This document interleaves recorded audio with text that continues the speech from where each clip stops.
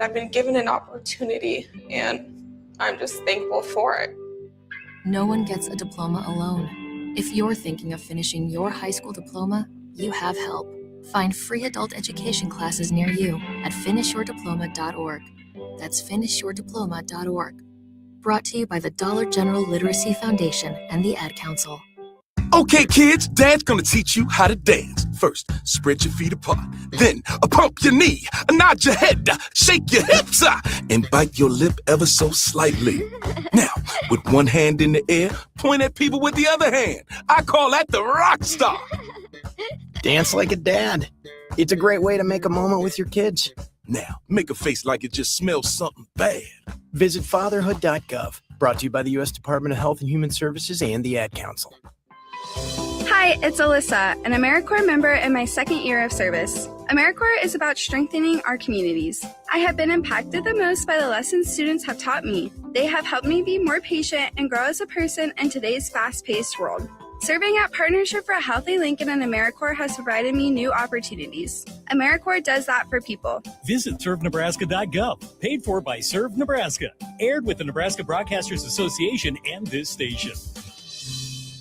Nebraska State Veterans Homes are here to serve veterans, their spouses, surviving spouses, and Gold Star parents. Join your fellow veterans and their families at one of our homes in Bellevue, Kearney, Norfolk, or Scottsbluff. With a sliding scale to determine your financial contribution, an excellent clinical team, and plenty of fun activities, our homes are the perfect retirement choice. Learn more at veterans.nebraska.gov/homes. Sponsored by the Nebraska Department of Veterans Affairs, aired with the Nebraska Broadcasters Association and this station. When you live a tobacco-free life, you're free to live more fully. You're free to be more active and to breathe easier when you are, to be more present with family and friends, and to enjoy food and drinks more fully without nicotine dulling your senses. Tobacco-free can mean better physical health, mental health, and financial health. Giving up tobacco can give you more life. Learn more at quitnow.ne.gov. Paid for by Tobacco Free Nebraska. Aired in association with the Nebraska Broadcasters Association and this station. Hi, this is Pastor Tom. Did you know there's a place kids can seek out help when they're away from home and something goes wrong? They find themselves in a difficult spot or even a dangerous situation. Maybe another child is bullying them or a stranger is following them. Perhaps on a date and things just go bad. In Lincoln, here's where they can find help. It's called Safe Place. Safe Place is a national program for children taking place in thousands of cities across the United States.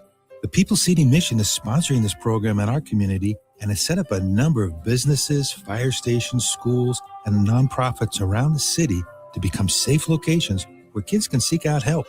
They just need to look for the big yellow sign that says Safe Place on it. Then go inside and ask for help. We will be quickly connected to them and ensure they make it back home or to whatever resources are needed. If you'd like to find out more about Safe Place and ways in which you can get involved, just go to pcmlincoln.org. Remember, when we all do a little, we change a lot. This is Lincoln's home for sports talk on the FM dial. Also online at theticketfm.com. On the internet. KNTK FM Firth, 93.7 The Ticket. Coming at you live from the 93.7 The Ticket studio. From the heart of Lincoln, America, this is What's Next 24. With the authors of Next 24, Michael Worrell and Sherry Tills.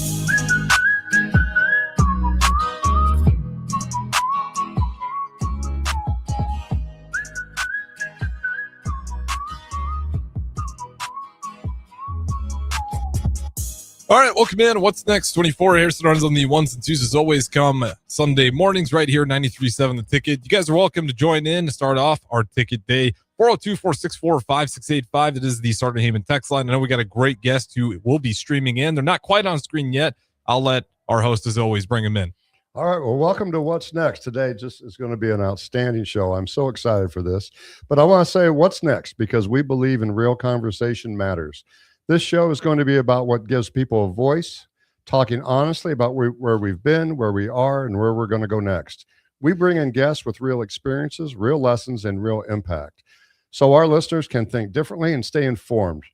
Maybe take that next step forward in their own lives. That's the purpose of the show, a meaningful conversation that moves people forward. And with that, Sherry, I am so blessed today that we are going to have this particular guest on the air. I am too. I'm very excited. And I just have to give a shout out to our good friend Angie Carricker, who kind of, in a roundabout way, introduced us to this amazing, amazing person.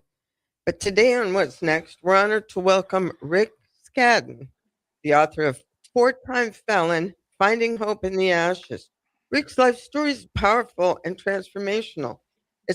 He was once a four-time convicted felon, battling addiction, broken relationships, and the very real possibility of ending up dead in prison for life. But he chose a different path. When he was at rock bottom, he rebuilt his life around faith, purpose, and service. Today, he's a pastor, a devoted husband, a father, and a living testament to the fact that it's never too late to change, to find redemption, mercy, and grace, and to inspire others to do the same. His memoir doesn't just recount a past struggle, it offers hope to anyone who feels their past defines them. Please join us in welcoming Rick Scadden. Rick, I hope I said your name right. Good morning, Rick. You did amazing. Good morning. It is so nice to have you on air and to see you today. Let's just jump on in. We've got so much to want to cover with you. For the people that don't know Rick, again, just if you wouldn't mind, introduce yourself and tell us a little bit about your childhood and where you're from, and we'll go from there. Yeah. So first off, just thank you guys so much for having me on. It's such a blessing and an honor to be here with you guys this morning. It's 6 a.m. here in Colorado, so it's a little earlier here, but no, just so super thankful. And yeah, my name is Rick Scadden, and just a little bit of backstory of who I am. I'm married to a beautiful woman named Lacey, and we have twin daughters, and also a son who is 7. And we just have a good life here in Loveland. And it never used to be like that. Growing up as a child. I always thought my childhood was normal. And then the older I got and the further away I got from my childhood, it was anything but normal, And so we grew up in a small town just north of Denver called Thornton, Colorado. And young parents, my mom was under the age of 20 with 3 children. My dad was just a few years older than her. And they were young as well. And I love my parents. I honor them with my entire life. I wouldn't be here if it wasn't for them. But we grew up in, poverty in a lower class home, and, the whole food stamps and welfare and all those things. My parents both were addicted to drugs and alcohol. And that was kind of the home around of what I grew up in. My dad was in and out of jail pretty much my whole life. I mean, all the way up into my adult life, he had done time behind bars and those type of things. And so that was kind of the backstory, the home or the childhood that we grew up in. And it was pretty chaotic at times. I open up my book with the story of how my earliest memory as a child, age 4, I remember being kidnapped at gunpoint with my mom. I didn't talk to her about that up until I decided to write the book. I sat down and interviewed her with that story, and she was just blown away that I remembered that story. And so this is the childhood, right? This is me, growing up, and this is kind of the stage, if you will, of my life. So yeah. Well, it's amazing to hear that when we opened up the pages of your book, and yes, reading some of this, it was just astonishing. Tell us in terms of your memories of just what were some of these experiences, and how did it impact you? Growing up, and diving into the book, and we'll get into that a little bit later. But as I was digging up some of these old memories, the pains of the past and those type of things, I actually dug up some good memories as well. Just some things that I had probably suppressed and didn't realize were good things. And so there were some good moments in our childhood, right? Going to the mountains as a family, going fishing and those type of things. And, those are the things that you hold on to as a child. But when I look back at some of the bad things, I remember I had an uncle named Uncle David, and we used to go to his house quite often, and he would take me with him shoplifting. And so we would go into Kmart or a Walmart or something, and I would witness him or watch him, steal some stuff. And then we'd go back, an hour later and he would return it and get cash. And that's how he got cash. And so I learned how to do that at an early age, and lo and behold, a few years later, I'm up at my grandma's house in Burlington, and here I am in a store, and I'm only 6 at the time, and I'm grabbing things off the shelf, and I'm taking them back, and I'm getting money, and my grandma's wondering how I got this money, and those type of things, and so that was one thing that shaped me quite a bit, was seeing that. Another thing was that I remember we were passed around a lot as a child. We'd go to our grandma's, we'd go to Uncle David's, we'd go to this house and go to that house. And I never really understood why. I think it was because my parents wanted to party, again, I don't fault them for that. But that did shape me quite a bit. Yeah. Well, Rick, tell us, being passed around like that a lot and so forth. What was school like? Did you enjoy school at the time? I just wanted to kind of get an idea of what naturally maybe were some of your interests. Did you have a vision or a goal, dreams in mind, what you wanted to be early in life, or was this just all so distracting that just pulled you completely away? Yeah, no goals, no dreams. We did go to school. I didn't ever like school growing up. There were moments, of walking to school, by myself in second grade and back and forth. And I was constantly in trouble, getting suspended, getting detention and those type of things. And so, yeah, school was never really a good thing in our household. My parents, they were with us, they put us in school, but they didn't champion us in school.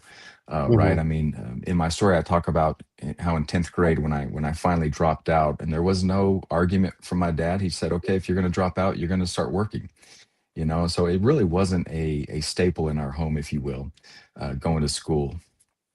Rick, I'm about halfway through your book, and I have shed some tears already. But having that time with your grandparents, did anybody ever instill in you the concept of God, of belief, of hope, of joy, or faith? Yes, absolutely. So my grandma, she was the one who kind of instilled that in us as kids.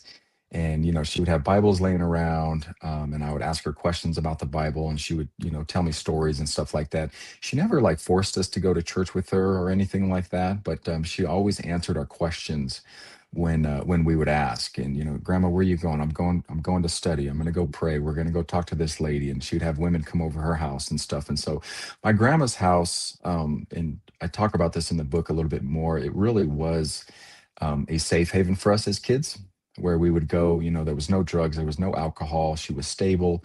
They taught us good things. They gave us, things that we could live by in life. And so, yeah, it was always fun going there. But yeah, she was the one who really planted those seeds early on, if you will, in my life. Well, Rick, at what point in your life were the choices starting to take you down a darker path? I would say once my parents divorced, I was 8 at the time. That's when things kind of started to take a turn for me. I didn't realize how bad my parents' relationship was until I actually sat down and interviewed my mom before the book. And, she told me about how my dad used to abuse her and all these things. And it just broke me on the inside, because I never witnessed any of that, praise God. But it broke me on the inside. And so when they divorced, my dad won the custody battle. We went and lived with him. And it was like I started this double life, because I could go to my mom's house and I could live one way. I could go to my dad's house and live another way. I started to experiment with drugs, during that time. I smoked weed for the first time in second grade. I got drunk for the first time in third grade, and I look at my children, and my son's in second grade now. And I just look at him and I go, wow, I can't believe I was experimenting with drugs during this age, and so that's, yeah, kids shouldn't have to do that age. They're still trying to figure out how to, play video games and whatnot. But So that's when it kind of started to take a turn, and that carried on in grade school up to fifth grade, sixth grade. When I went into seventh grade is when it really started getting bad. I started to experiment with more heavier drugs and hanging out around with the wrong crowd. And then my dad ended up going to prison again, and we went to live with my grandma. And so it got really chaotic there during seventh, eighth grade, ninth grade, and then in 10th grade, I threw in the towel. And I have a chapter in my book called Throwing in the Towel. And that's when I finally said, you know what, I'm done with this. And I really went full-fledged into the drugs and the alcohol, and my life really started to take a turn during that time. Rick, How many? Oh, I was just going to mention before in your book, you mentioned you're convicted 4 times. How old were you at the first conviction? So all of this happened at the age of 20. At 20. Yeah, 20. Yeah. So all of my convictions came in succession and in that one incident that I talk about in the book. And then there was one that came, two that came afterward when I was out on bond, but they all happened right when I was 20. And then I turned 21 during that year. And then I picked up a few more during that time. Yeah. Sure. You're going to ask a question. I'm sorry. And no, that's okay. And you have 2 siblings, Rick?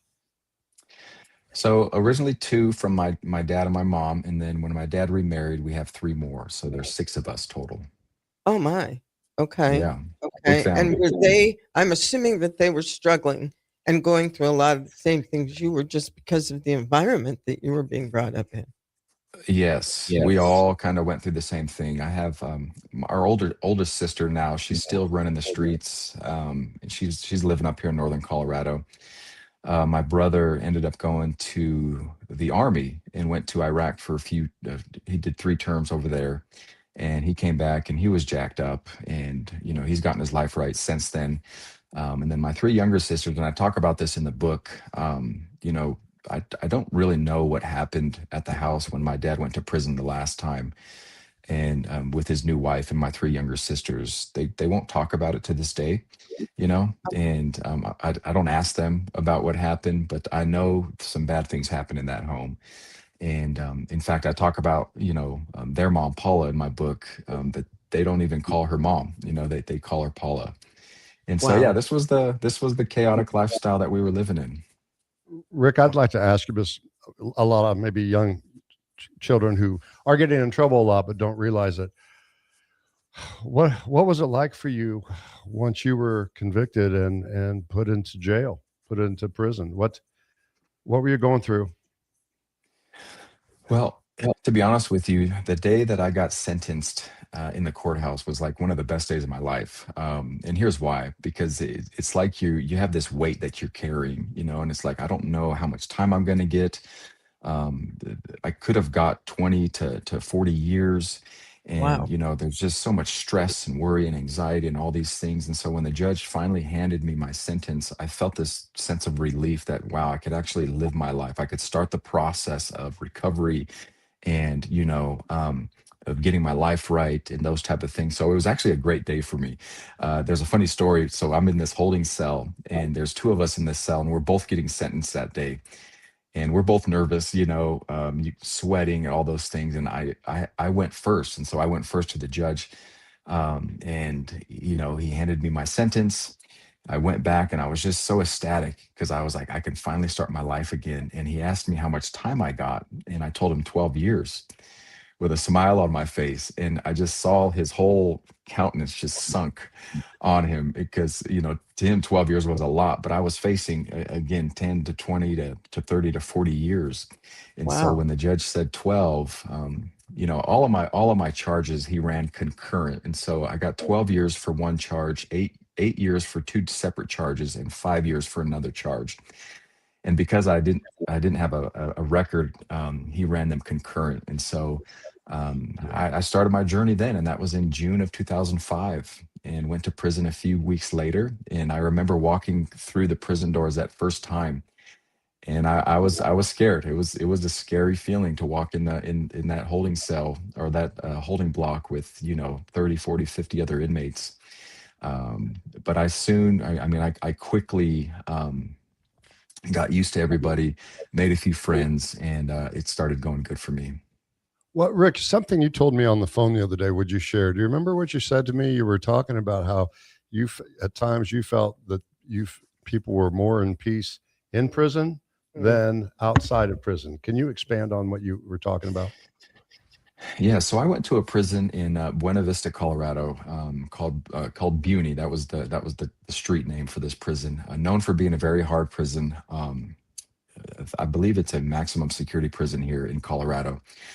The pod that I was in had 320 inmates in it. We had 3 separate tiers. There was bars on the doors. They only let one tier out at a time. And in this prison, there's killers. I mean, there's murders. There's guys that are never getting out, multiple life sentences, rapists. I mean, you name it, the worst of the worst people are in this prison. And so when I went in there, again, my guard's up, you have to racially segregate and all these type of things. Wow. And I met some Christian inmates in this prison that had multiple life sentences. They had already been in for like 15 years, I think, when I went in, and they're never getting out. I mean, they're still in there to this day. And when I went to church with these inmates, I just couldn't believe how free they were. That they're going to die in that place, but you would not have known by the way they were acting and singing and praising the Lord and doing these things. And so I was so thankful that I got to experience that, because I've seen people on the outside of prisons that are living in greater chains than those men did on the inside. And it just blew my mind that these men were so free and just so loving and so caring. And one guy, he killed 4 people, and he was in there again, 4 life sentences back to back to back. He's not getting out, but the guy took me under his wing. He taught me some things about the Bible and prayed for me, and it just blew me away that I got to witness that inside. Rick, I'd like to ask you, I can't imagine being so young, going through all this emotional trauma, all these events so quickly, so young. What did you ever think about why me, and where your life was going to go, or what you were searching for? Was that kind of the moment where you kind of sorted it out in the prison, or how would you answer that? No, I never questioned why me. There was a moment when my dad went to prison the last time that kind of shaped and changed our family forever. He ended up becoming a Christian in prison this last time that he went. And I'm living with my grandma at the time. I'm doing some drugs and doing some bad things going on in my adolescence. I'm 15 at the time. And my dad started to write us about Jesus. And we didn't know who Jesus was. I mean, except from what my grandma taught us and stuff, but we weren't churched. Our family did not go to church. But it was nice because here's my dad, the hard-nosed drunk and, those type of things. And here he's writing us about Jesus. And so I was like, wow, this is actually pretty nice. And so when he got out, he changed his life. He got his life together. He brought us kids together. We started going to church, and we changed our life, and we gave our heart to Christ and all these type of things. But for me, it didn't last. I got radically saved, but yet a few months later, I ended up turning my back on God and going straight back into the lifestyle that I was living before. Mm-hmm. And Go go ahead. Oh, go ahead. Go ahead, Rick, you're fine. What I was saying was going back into that lifestyle full-fledged, it led me down a very dark path for 5.5 years. And where I got into selling drugs, I got into robbery, I got into some very dark things, and my dad would end up kicking me out at the age of 17. I went to live with a gal who was older than me, and we were going into strip clubs and all these type of things. And so this was the lifestyle that I was starting to accumulate during this time, and I just kind of felt invincible. We were selling drugs, and so we felt like we were on top of the world, and we had money, and we had women, and we have all these things. But I knew something on the inside, it wasn't satisfying me on the inside. And I knew that I was doing something wrong the entire time. And I couldn't run from that voice, Couldn't run from that voice. Rick, we need to take a quick break, and we'll be back. And we want to jump into the book on the next segment. Okay. Okay, great. All right, sir. We'll be back in just a minute. So as women, we're so hard on ourselves, and I just wanted a simple way to feel confident again and to feel like me again. And the Spectrum 7 at Max Tan gave me that little spark back and can also give it to you too. A full body light that makes my skin and my spirit feel brighter.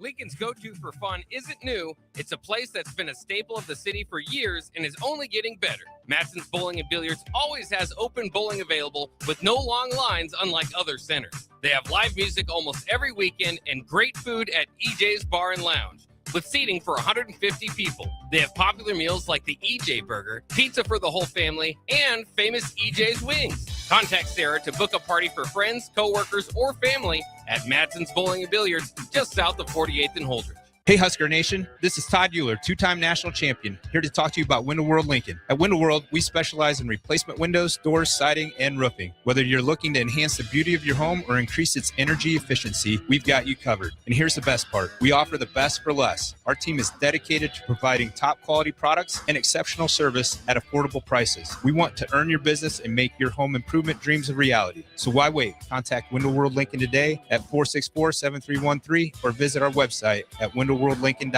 Window World Lincoln, where quality meets affordability. Let's fly. Your next trip starts at Lincoln Airport with American Airlines. Now flying nonstop service to Dallas, Fort Worth, and Chicago. American Airlines connects Lincoln to major hubs and destinations around the globe. Wherever you're headed, LNK gets you there with new nonstop flights on American Airlines. Now boarding. Convenient, fast, and stress-free. Book your next flight at LincolnAirport.com. LNK, make flying easy. There's no better way to spark a child's imagination than to get lost in the adventure of a good book. I'm Jenny Benson, president of NSEA. Working together, parents and teachers can help every child succeed. You can help by reading to your child and let your child read to you. Encourage reading in your home and make it a priority. Make reading fun and a time that you and your child look forward to spending together. Sponsored by the Nebraska State Education Association, aired by the Nebraska Broadcasters Association and the station.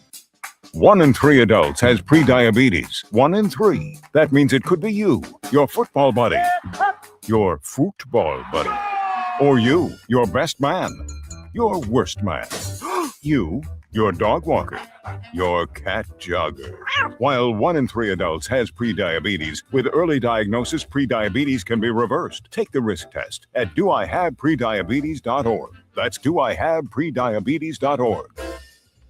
Wait, did they just say 1 in 3 adults has prediabetes? That's 33.33333% of adults. That means it could be me, my boss, or my boss's boss, or me, my favorite sister, or my other sister. That's 7 members of my 21-person romantic book club.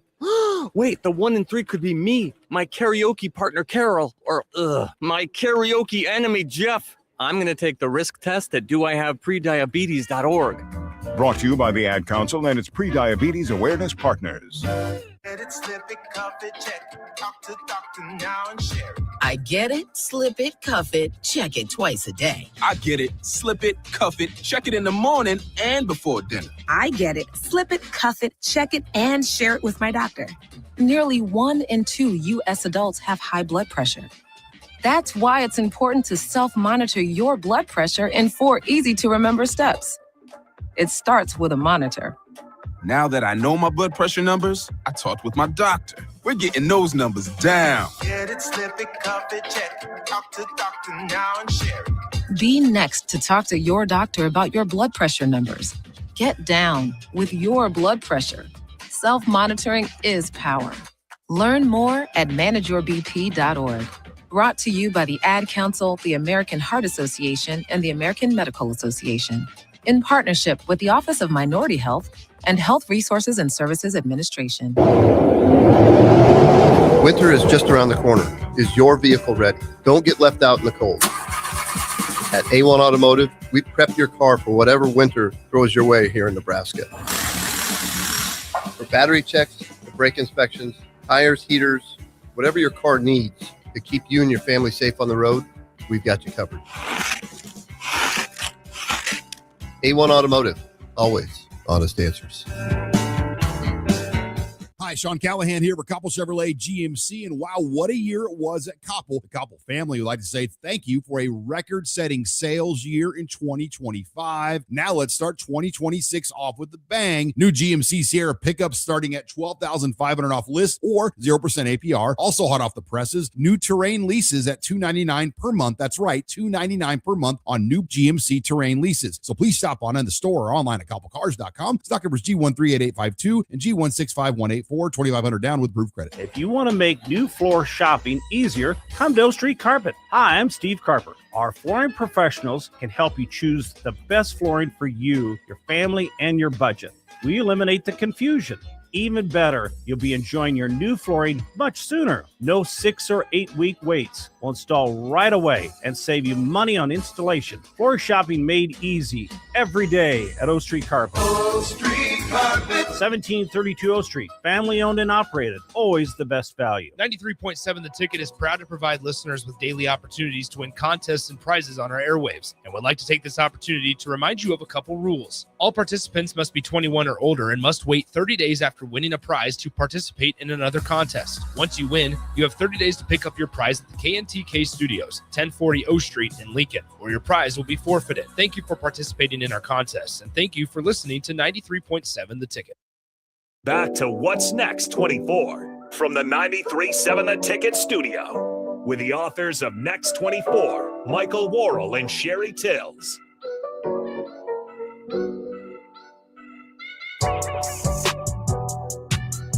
Welcome back. Segment number 2. What's Next 24? We got guest Rick Scadden. The host is always Mike and Sherry. And if you guys want to join in, Starter Heyman text line always open.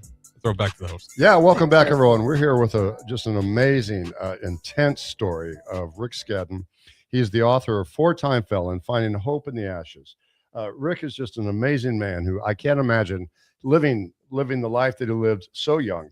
We want to jump into the book, and I just want to hit a few bullet points. That the overview of this great book really chronicles Rick's life across 4 felony convictions, detailing the patterns of poor choices, addiction, and destructive thinking that repeatedly led him back to prison. But rather than glorify the crime, he discussed how he redirected his life, and he emphasized working on what was most mattered to him: his family, his community, his faith.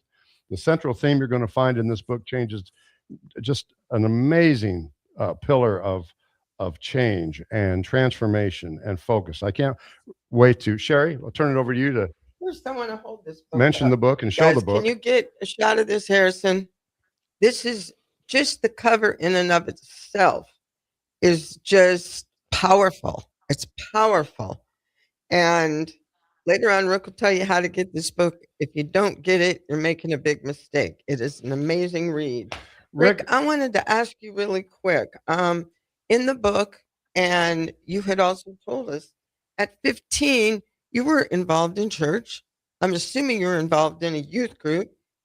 You told us that a pastor spoke over you. A pastor spoke over your life. What did he say to you? Yeah, so he had an altar call at one Sunday service, and I went up there, again, as a 15-year-old kid, coming from the broken family that I just shared about. And he laid his hands on me, and he said, you have a pastoral call on your life, and God's going to use you to be a pastor. And at 15, I didn't know what that quite meant, but I did know that scared the life out of me. And that was one of the catalysts that caused me to start running from God in my life, because I didn't understand. I didn't know. And in the book, I talk about how, 20 years later, as I'm being ordained to be a pastor, I'm actually being ordained to be a pastor in his church 20 years later, and it's the type of stories that you can't make up. No, you can't. And you just answered the second part of my question. I wanted to know the circumstances that made you do that 360. As far as, you have a pretty powerful pastor that is deep in the word, and he's basically saying what God is telling him to tell you, that you're being called to the ministry. And I thought, what would make you turn from that? But you just said it. And it's almost like it almost sounds like you went even deeper into the other side, even deeper into the crime and the drug addictions and that kind of thing. When you did that, now your family's involved in church now.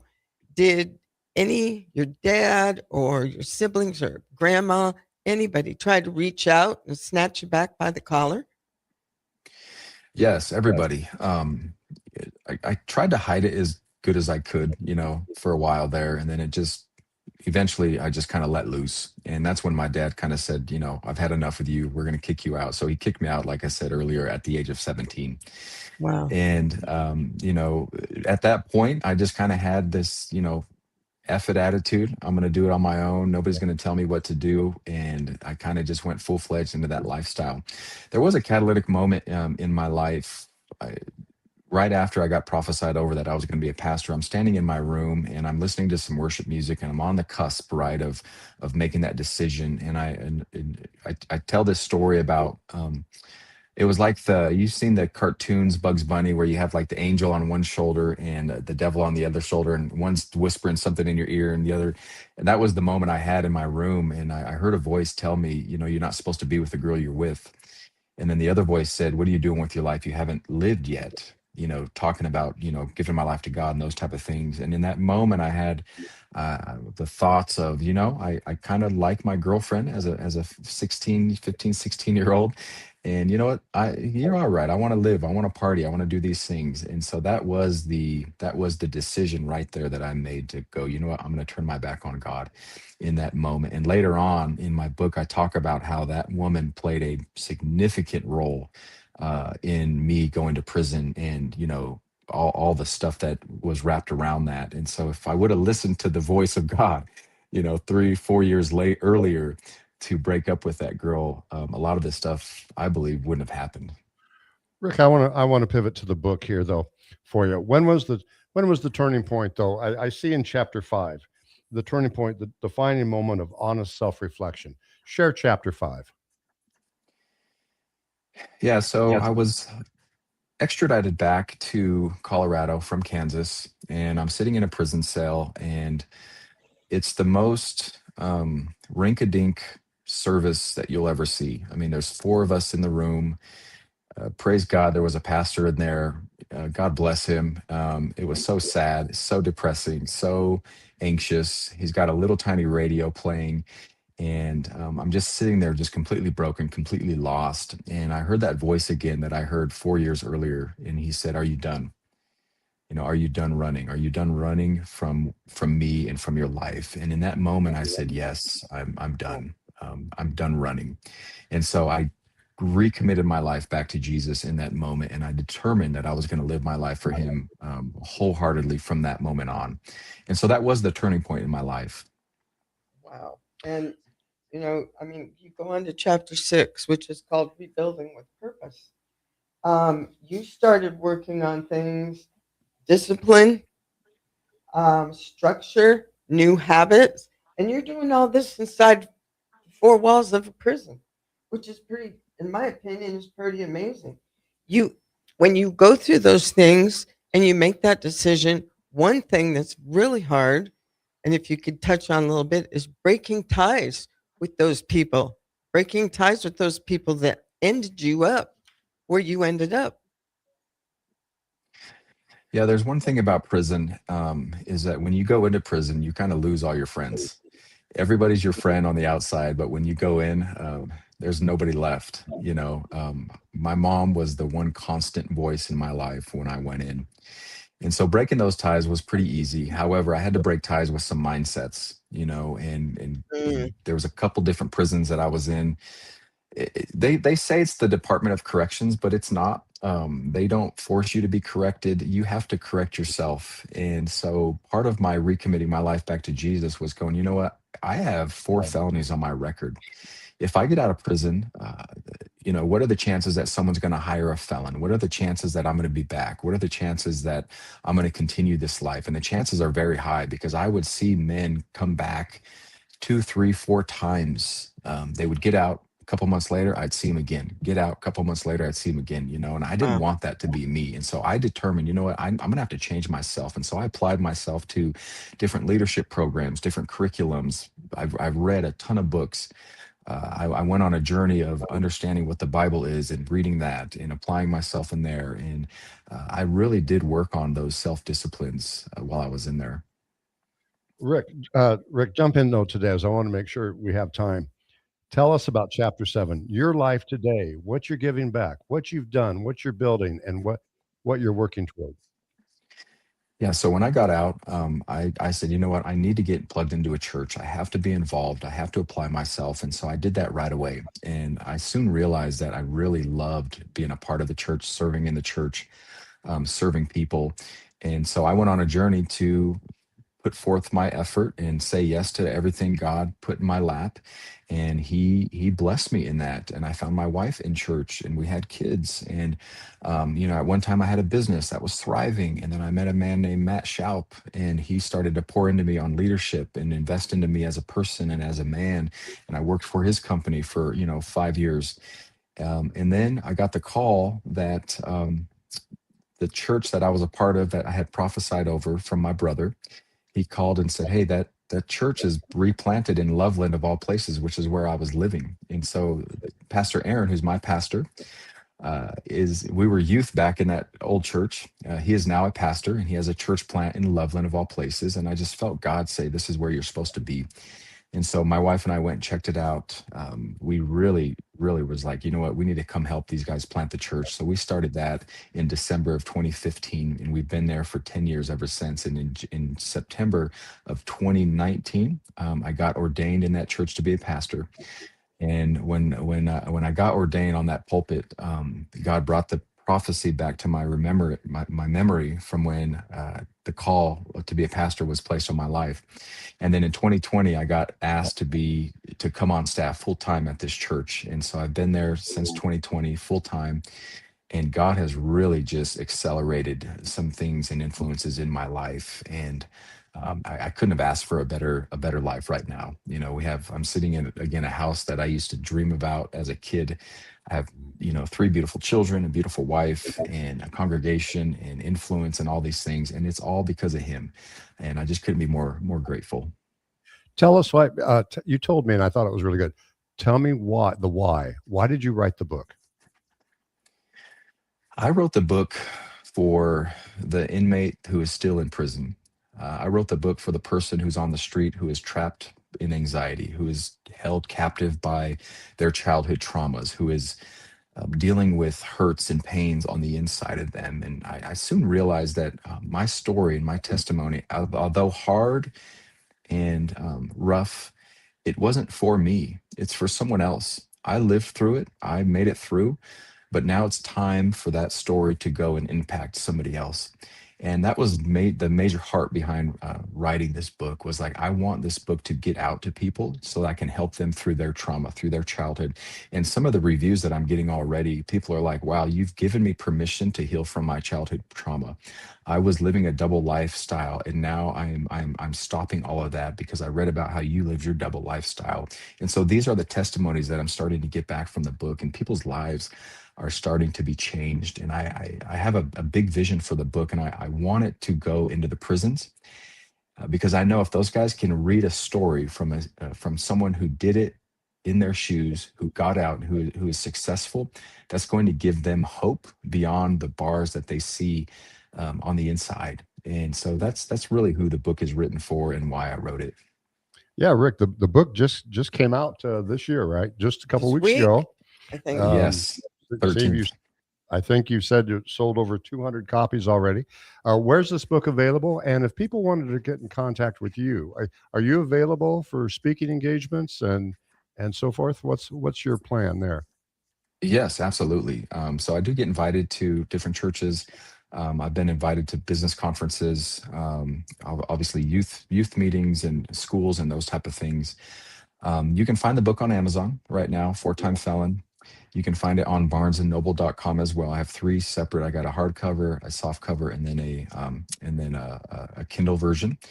Next month, I'm going to be working on the audio version. So there's going to be an audio version available real soon. I'm working on my website right now, but I do have a landing page, just fourtimefelon.com, FOURTIMEFELON.com. Once my webpage is up here in March, then I'll have more ways you can get a hold of me, to contact, to get on a mailing list, and those type of things. Rick, what's the from the short time you've had the book out, and I'm sure you've been presenting it in your presentations. What have you seen has been the impact so far?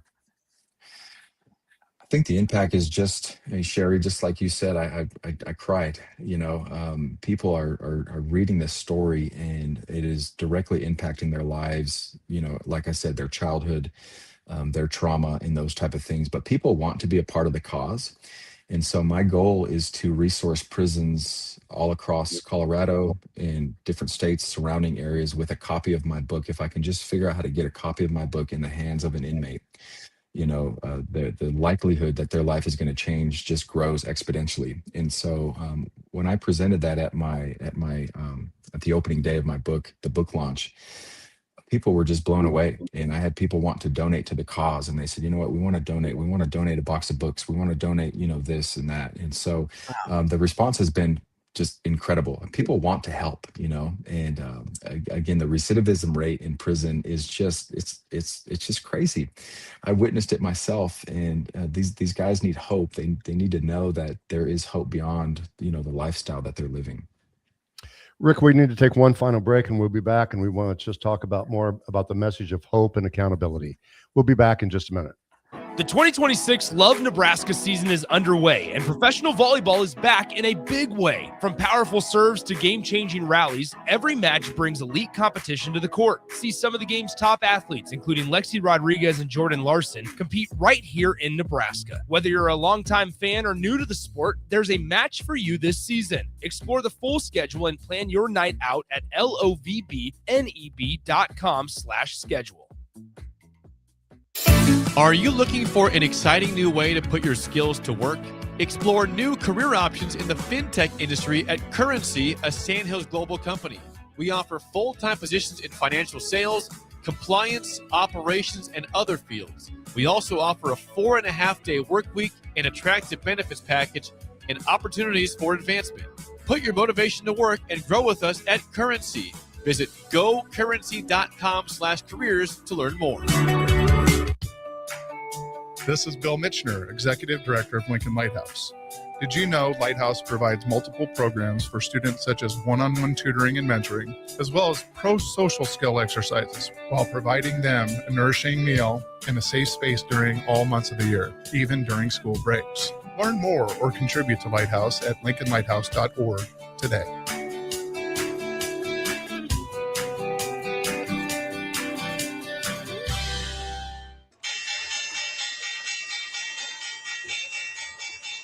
What does it mean to be rich? Maybe it's less about reaching a magic number and more about discovering the magic in life. I'm Ryan Buck, your Lincoln, Nebraska, Edward Jones financial advisor. Count on me for your financial strategies that can help support a life you love. Because the key to being rich is knowing what counts. Contact me today at 402-483-0377.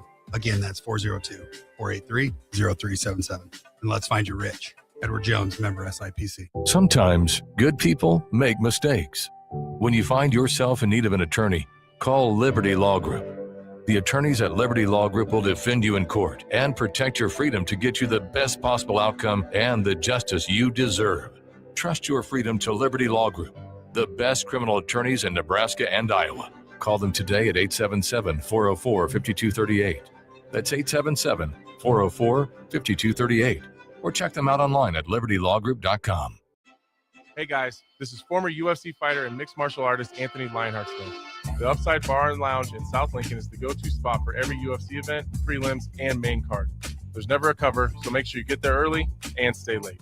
Upside Bar and Lounge has daily specials, a margarita club, and a taco club. And don't forget, they just added Buzz Bowls to their menu. Learn more about upcoming events by visiting UpsideBarLNK.com and stop into their South Lincoln location for every UFC event on 27th and Pine Lake. Golfing in 72 degrees and perfect conditions in Nebraska doesn't seem possible in the winter, but it is. Double Eagle Golf is your escape from the bone-chilling cold outside and a reason to keep the clubs out year-round. Book a bay with some friends for a weekend or come by for golf and happy hour on a weekday. Spring leagues begin in February. Get signed up today. That's all at Double Eagle Golf inside the Kinetic Sports Complex on West O Street, online at doubleeagle.golf. Back Nine Golf in South Lincoln is the premier indoor golf experience in the state. The weather in the winter months is cold, windy, and as unpredictable as a tee shot on the 450-yard par 4. With top-of-the-line full-swing simulators and a PGA teaching professional, Back Nine Golf is there to help you improve your game and lower your score. Back Nine Golf is open to the public with 24/7 access for members. Learn about Back Nine's variety of memberships today and see the facility for yourself at 7501 South 15th Street in Lincoln, just south of 14th and Pine Lake Road. Back Nine Golf, your premier indoor golf and events destination. Nutrition Authority presents Fusion 30, an ultra premium protein ideal for anyone wanting to look, feel, and perform their best. Fusion 30 can only be found at Nutrition Authority. Stop in today for a free sample, visit with a certified nutritionist, and get better than internet pricing. For store info, visit mynutritionauthority.com. Hey guys, it's Carly from Boyk Farm Outfitters. With the holidays behind us, our team is already looking ahead to the 2026 season. And to help you get ready, we're hosting our second annual expo at our location near Exeter, January 27th. The expo covers 8 topics that matter to your farm. We'll discuss fungicides in heavy disease environments, liquid systems for your planter and how to choose the right one, how Washington is viewing important ag topics, and much more. Don't forget to stick around afterwards for the happy hour. Check out BoykFarmOutfitters.com for more info, and we'll see you there. Back to What's Next 24 from the 93.7 The Ticket studio with the authors of Next 24, Michael Worrell and Sherry Tills.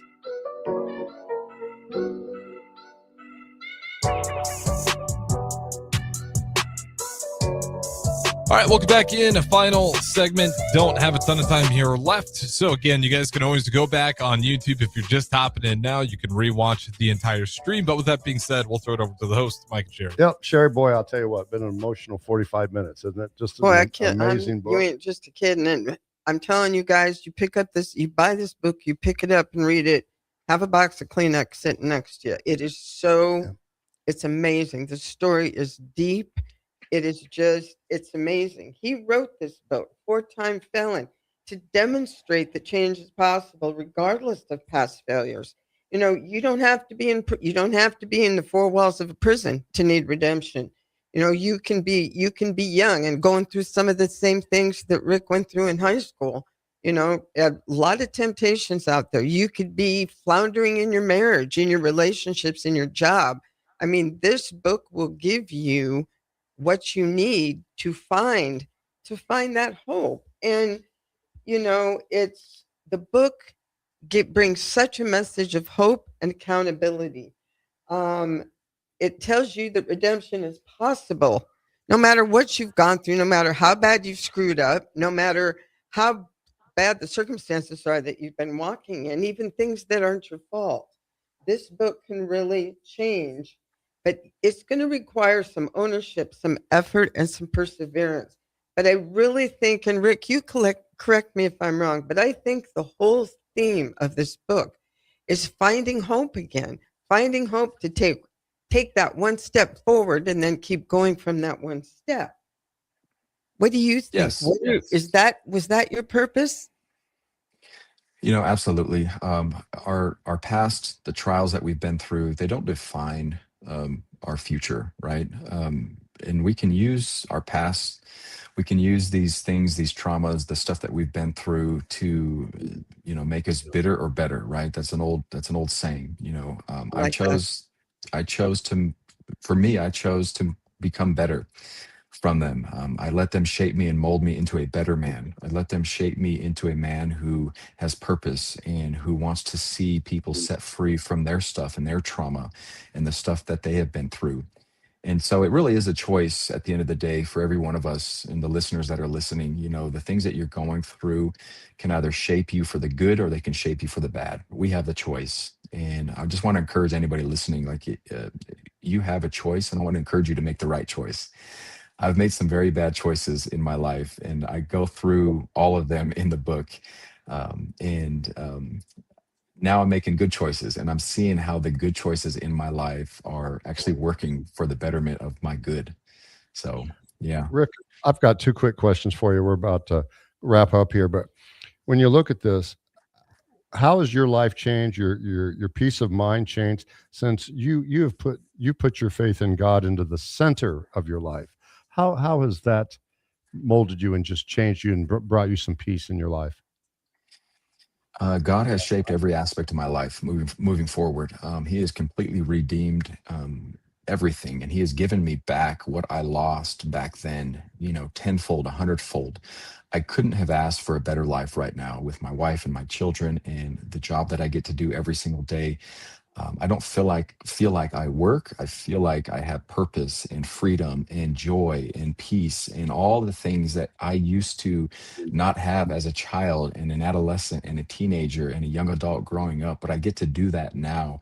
And so, every morning I get to spend time with Him right here in my office, and He instills in me, the things that I need for the day.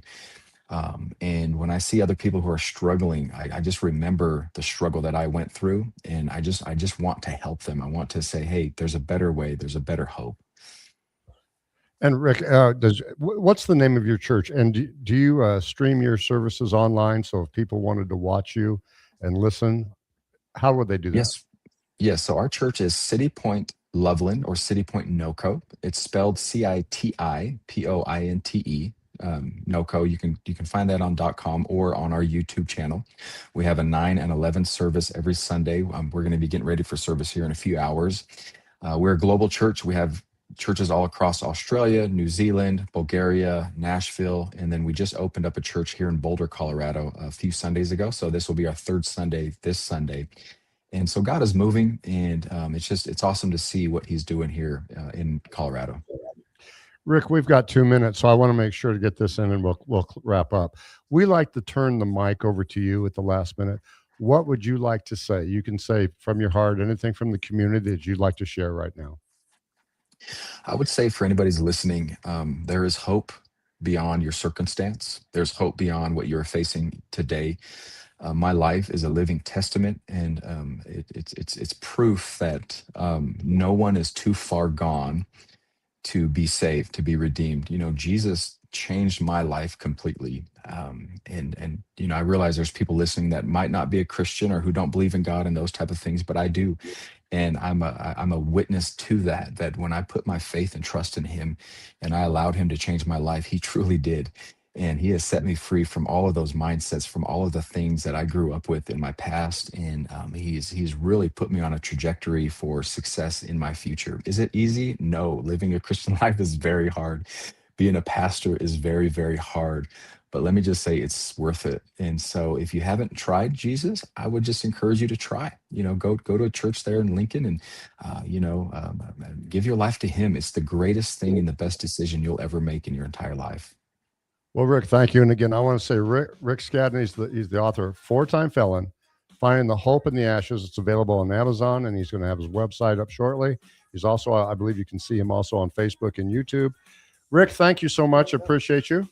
Okay. And with that, Sherry, any final words? Everybody that can hear our voices, get on Amazon, go to Barnes & Noble, of course, buy our book, but buy this book. You will not regret it. It is worth every single penny. In fact, buy two and give one to somebody that might need it. Rick, thank you. We'll talk to you soon. Have a great day. Thank you so much. Yep, you too. Thanks, Rick. Bless you.